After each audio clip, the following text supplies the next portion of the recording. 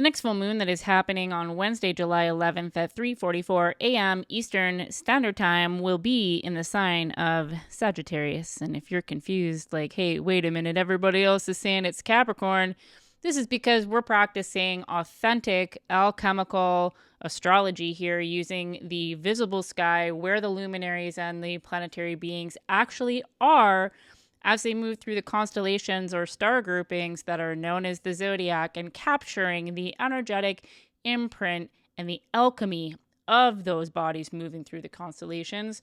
Tropical or Western, the most popularized astrology that most people are familiar with, has nothing to do with the stars at all. It is a purely symbolic construct that is reinforced by self-fulfilling prophecy, confirmation bias, and is creating an alternate bubble around those who are practicing it. So if you're a true adept here to evolve, you want to be looking at the visible sky and where things really are, okay? So this is masteringthezodiac.com's birth chart generator with the uneven zodiac representing the different sizes of the constellations and the inclusion of Ophiuchus, our friend, the hidden 13th sign, okay? So in this lens, in the actual sky, the moon will be full in Sagittarius. Whenever there's a full moon, the moon is always opposing the sun in the high degrees of Gemini, okay? So this is the first energy we want to really look at, is this push or pull. Like, oppositions always create a bit of tension, right? We've got the sun illuminating the mutable air of Gemini, the curiosity, the expansion of a new mental paradigm, looking at things from a different perspective, being able to hold different perspectives at once, being curious and open to different things. So this is being illuminated at this time. We've also got Jupiter, the planet of expansion and abundance, in Gemini as well, okay? And then the moon in Sagittarius, the moon is a magnet that pulls things to the surface from us. And the lunar cycle, in particular, when it gets to this part of the lunation, is the most full. We have the most energy coming from the moon to pull things to the surface from us, within us, in order for us to look at that shit and send it to the moon, releasing the karmic density that goes along with it, enlightening ourselves, becoming more spacious, and being able to operate from a more neutral standpoint, okay? So the moon being full in Sagittarius is going to bring things to light as far as your freedom, your flexibility, your creative power. This is mutable fire, right? Sagittarius is the philosopher, the lone wolf, the spontaneous artist, the one who can't be tied down, right? So you may be having themes come up around that specifically, just looking at the moon being in Sagittarius. But let's get into some of the other confounding variables when it comes to this. Specifically, you're not seeing it on this chart because there's no aspect to Chiron, but there is a T-square. Both the moon and the sun are squaring Chiron in Pisces, okay? So Chiron in Pisces is wounds around spirituality. It is wounds around being seen, wounds around receiving, wounds around the feminine essence, the ability to slip into that feminine, receptive, expansive, intuitive kind of mode. So both of these energies, the sun in Gemini and the moon in Sagittarius, opposing each other and squaring off against Chiron, is creating this core tension of, are you over intellectualizing your experience? Are you just in the new age where you think you know, so you learned a fact and so you're embodied it, right? Or are you actually integrating it? Also, those wounds around being seen, visibility, belonging, also maybe even like spiritual credibility, this idea of imposter syndrome, or like feeling like because what you're saying is different, maybe it's not right. But that is the thing, folks. We're not here to just parrot the ideas that are popular, especially if you are a New Earth leader. You are here to trigger people into an awakening, right? And like, as an activator, you're going to trigger people one way or the other, right? And how they respond is none of your business. It has everything to do with where they're at, right? And when we dim ourselves because we think that we're not credible, or we've got this imposter syndrome going on, we're just diluting our message. We're doing ourselves a disservice. And then we're also doing a disservice to the collective that we are here to magnetize with our pure messaging. So this T-square being in all mutable signs as well has this kind of flexibility to it, but also this kind of energy of being hard to nail down. And with the mental aspect of the sun being in Gemini, also Mercury being at the high degrees degrees of Cancer, okay? It's a bit uncomfortable for Mercury, this like intellectual type of planet, like our thinking and our communication being in cardinal water, like Cancer, the crab, the nurturer. We're really thinking differently about taking care of ourselves and putting our needs first. So having all of this kind of flexible energy around, like that's being triggered, like tension between these three aspects could lead to some anxiety. I mean, the full moon itself can create anxiety. So being mindful of that. Now, whenever we have a T-square, the antidote or like the remedy to that tension is the opposite, like the missing square in the quadrant, which is Virgo, okay? That mutable earth, the organizer, the analyzer, the editor, the alchemist also, because Virgo really takes things from the etheric and puts them into the physical world. It is about making a plan, like organizing things, improving things, taking care of your health, taking care of your body, right? Doing the things to ground you into your physical day-to-day via ritual, habits, things to make yourself feel good in your body and in your home. So if you're feeling ungrounded or like a little unsure based on the tension with this T-square, I would recommend focusing on the magic in the mundane, okay? Do your dishes, tidy up your home, organize your altar if you have a magical space. These sorts of things are going to have a lot of power in grounding you into the presence of your day-to-day and, again, the magic in the mundane.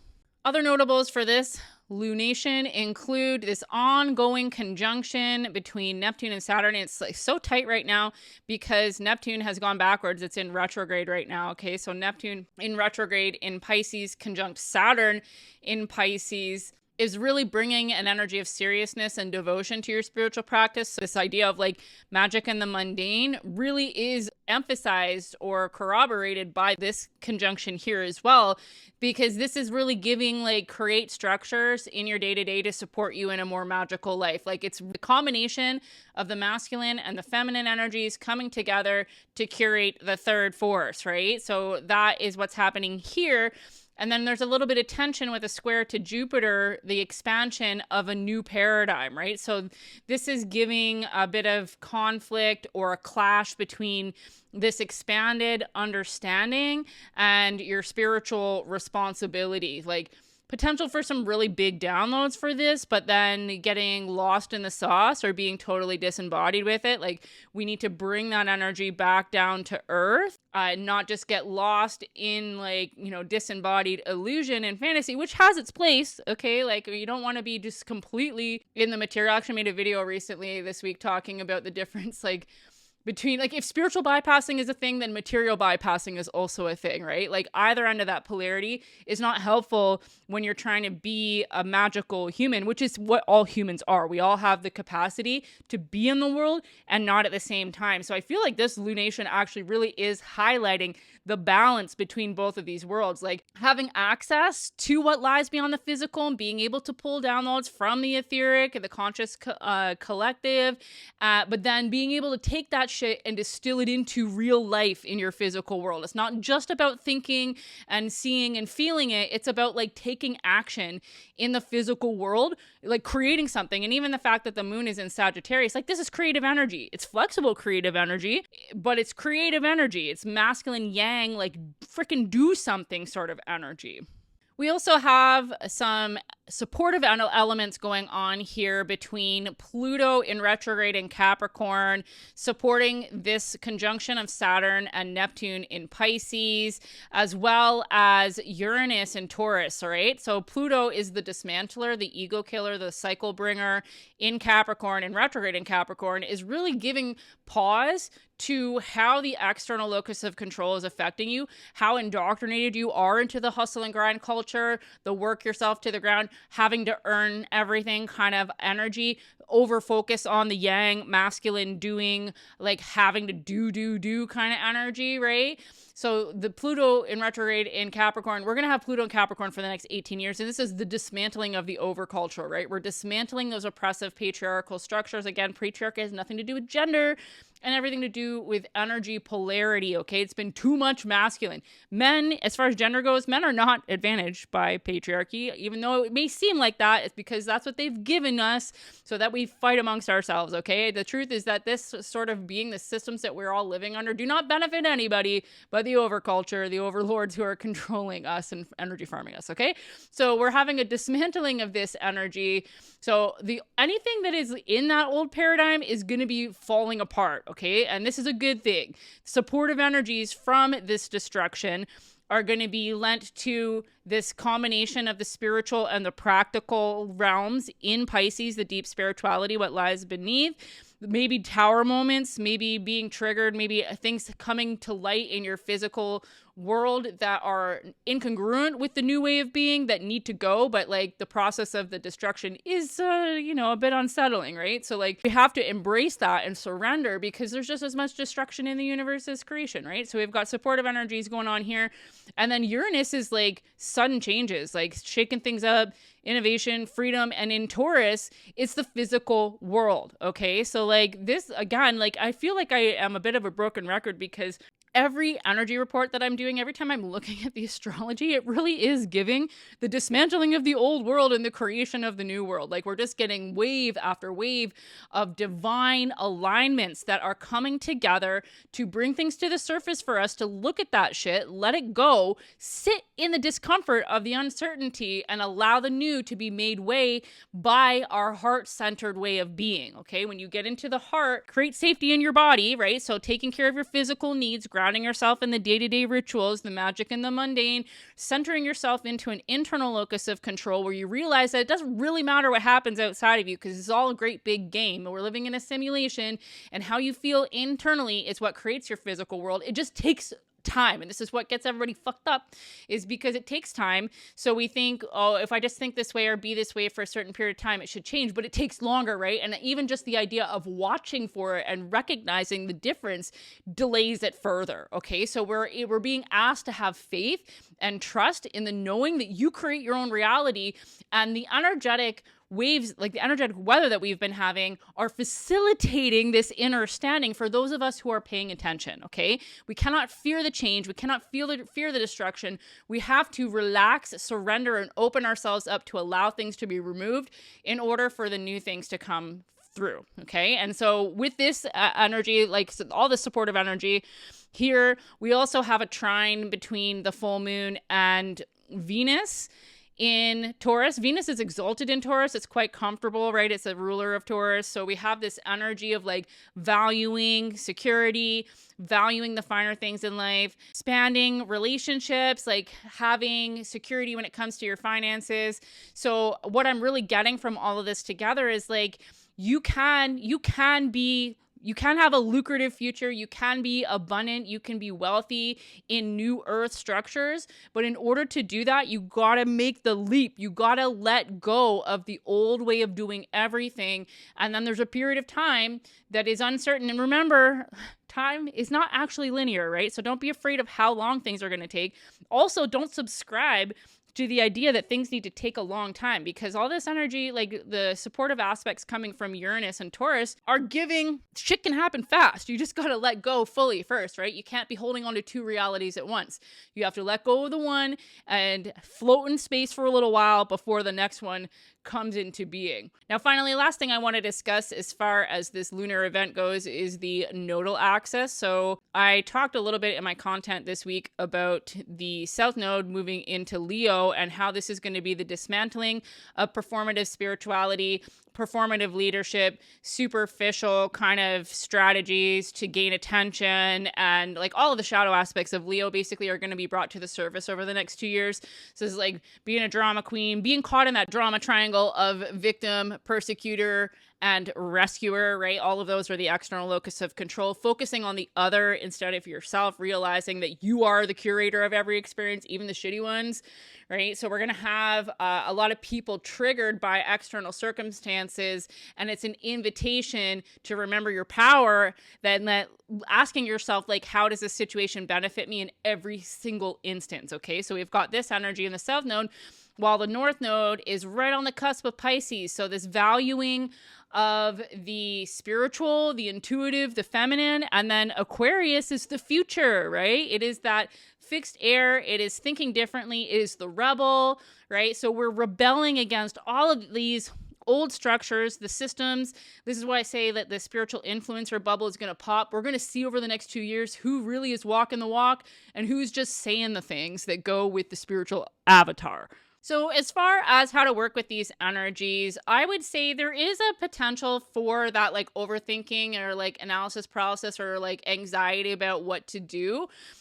So I would recommend brain dumping, like free flow journaling. This is something that really benefited me early on in my spiritual journey because I did not know how to feel things. And so journaling, like brain dumping sensations in my body, and it would just like automatically go, right? Because when you're journaling, when you're writing with your hand can't go as fast as your brain does. So you have to slow down, right? Be present with it, brain dump, write it out. And then with the energy of the full moon is all about release too, right? So like brain dump, write out whatever it is. Don't worry about what it looks like. Perfectionism is old paradigm. Okay. Put out that B+ work. Just do it for the sake of doing it. I feel like that is the energy of Sagittarius also, is just like freaking create something. Okay. Get it out of you. It doesn't matter what it looks like.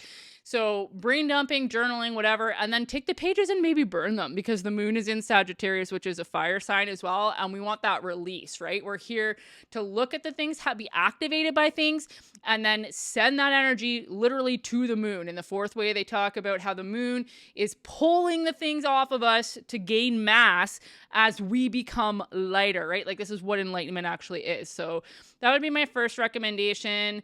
And then I would also, because of all of this mutable energy, I would say grounding yourself. Like there's not a lot of earth going on in this lunation. So I would get into a natural body of water, get on the earth, get your grippers on the grass, as I like to say, touch the earth. Take a salt bath if you don't have access to a physical, like the outdoors for some reason, right? Just get yourself grounded. And the best way to ground is actually putting your focus internally, right? So meditating, and it doesn't have to be like sitting and like on a cushion. Just go for a walk and actually be in your body and not in your mind. Ecstatic dance, somatic dance rituals would be a great practice during this full moon as well. And then I would say finally, the other thing that's really coming to light with this full moon is this idea of the Pisces and Virgo axis, like taking things from the etheric and putting them into the physical world. Like I love visualizing. I love being lost in the sauce. Like I have a lot of 12th house and Pisces in my chart, so it's really easy for me to be disembodied.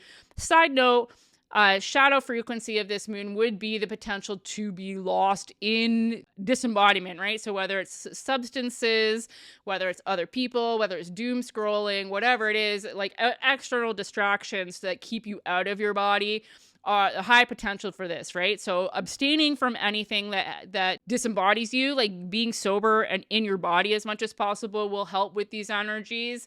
And then taking those etheric downloads and actually putting something into place, right? Like taking an action step, just doing something and not being worried about how it's perceived or whether it's perfect, right? Like right now, I'm literally just winging a spiritual business. I am doing things completely differently than what all the marketing gurus say to do, but I've been getting these messages forever, and like it's just getting louder and louder. So I'm just taking action, even though I don't really know what I'm doing. I'm just doing it, and I'm figuring out as I go, and it seems to be working so far, right? So like, what can you do to take one small step on the action of these downloads, right? Like just put it into play. Now with the full moon, it's less about like physically doing something with it. We'll get to that like in the week after the full moon. So maybe more releasing the inhibitions that you have when it comes to that, but thinking about what you can do. Like how can you actually ground your etheric downloads into the physical world, right? And the other thing too is like, don't be afraid of how you're being perceived.